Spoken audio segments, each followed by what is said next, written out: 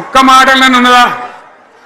ఇయాల ఈ ప్రభుత్వం, ఈ కాంగ్రెస్ నయవంచక ప్రభుత్వం సంక్షేమంలో ఫెయిల్, మంచినీళ్ళలో ఫెయిల్, పొలాలకు నీళ్ళు ఇవ్వడంలో సాగు నీళ్ళలో ఫెయిల్, కరెంటు సరఫరాలో ఫెయిల్, రైతు బంధులో ఫెయిల్, విత్తనాలు ఎరువులు సరఫరాలో ఫెయిలేనా? ధాన్యం కొనుగోళ్లలో ఫెయిల్, పల్లెలు పట్టణాల అభివృద్ధిలో ఫెయిల్, భూముల ధరలు పెంచడంలో ఫెయిల్. మరి దేంట్లో పాస్ అయిండు? ఎటుపడితే అటు ఒర్రుడు, దేవుళ్ళ మీద ఒట్లు పెట్టుడు, అబద్ధ వాగ్దానాలు చేసుడు,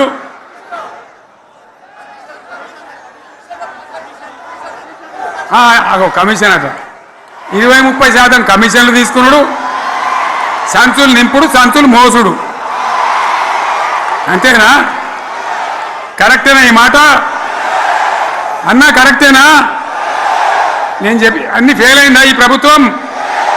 నిజమైతే ఒకసారి చేతులు లేవటరు దయచేసి, స్టేజ్ మీద లేవటరా? ఫెయిలేనా? ఈ మాట 20% 30% కమిషన్లని నేను అంటలేను. ఎవరన్నారు? స్వయంగా ఆర్థిక మంత్రి ఛాంబర్కు పోయి 200 మంది కాంట్రాక్టర్లు వాళ్ళు లొల్లిపెట్టి మమ్మల్ని 20-30% కమిషన్ అడుగుతుండ్రు, ఇది ఏమన్యాయమని చెప్పి సెక్రటేరియట్లో చెప్పిన మాట నేను చెప్తా ఉన్నా.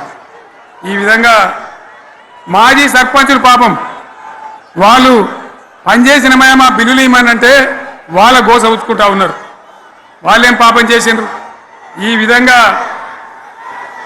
ఘోరం. ఇంకా ఈ అందానికి ఏం మాట్లాడతారు? కేసీఆర్ నువ్వు రా అసెంబ్లీకి, నీ కాయగూరకుడు ముచ్చట్లు తింటానికా? పిల్లలు అడిగితేనే మీరు జవాబు చెప్తలేరు. ఉన్నది నిలబెడితే ఆ ఆర్థిక మంత్రి అసెంబ్లీలో లేచి 20% కమిషన్ తీసుకోవడానికి కేటీఆర్ మాట్లాడితే ఆయన లేచి భుజాలు తడుముకుంటాడు. నీకెందుకయ్యా బాధ? నువ్వు తీసుకుంటేనే నీకు బాధ ఉండాలి కదా. లేచి పేదలు ఒలి పెడతా ఉన్నాడు ఆయన అసెంబ్లీలో. ఈ విధంగా చాలా గందరగోళంగా, అవివేకంతో, అజ్ఞానంతో చాలా ఘోరం చేసి అడ్డమైన మాటలని చెప్పింది. దాంతో మనం కూడా గోల్మాలైపోయినాం. తీర్థం పోదాం తిమ్మక్క అంటే వాడు గుల్లే, మనం సల్లే. ఆ గతికి తెచ్చింది ఇలా ప్రజల గతి. మరి మనం కూడా, ప్రజలు కూడా ఆలోచన చేయాలి. ఆవేశం కాదు. గాడిదలకు గడ్డేసి బలరకు పాల్పడితే వస్తాయా? మరి ఇప్పుడు ఏం చేయాలో ఆలోచించాలి. ఓ తమ్ముడు అన్నాడు హైదరాబాద్లో, ఆయన ఇల్లు కూడా కొడితే, కేసీఆర్ అన్నా యాడున్నావు, నువ్వు రావాలి, కత్తి వాంచేతలు పడితే యుద్ధం నన్ను చేయమని పడుతుంది. అంతేనా? ఇది కూడా విచారించాలి ప్రజలు.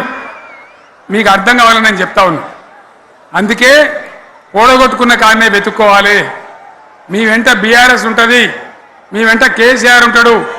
100% మళ్ళా తెలంగాణ విజయం సాధించాలి, గులాబీ జెండా ఎగిరేయాలి, అద్భుతమైన తెలంగాణను మళ్ళీ సాధించాలి.